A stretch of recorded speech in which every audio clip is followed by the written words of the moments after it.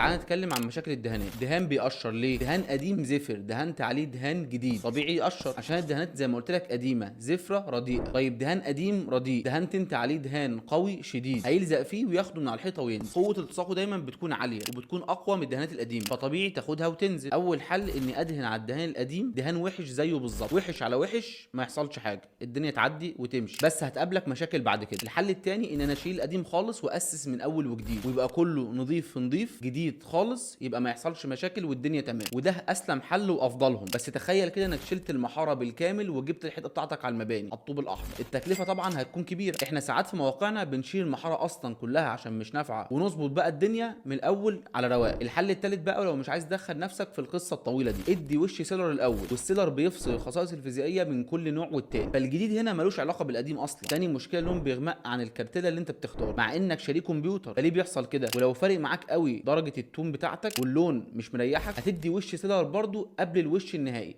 بعد ما تخلص الوشين بتوع البطانه بتوعك، لان السيلر برضو فصل معاك الخصائص الفيزيائيه عن الوش الاول والتاني. طيب لو عايز توفر شويه وعايز تبعد عن مشكله السيلر دي خالص، هات درجتين اغمق، ولما تدهنه على الحيطه هو هيوصل للدرجه المطلوبه. انا محمود مختار، وده كان فيديو النهارده. سلام.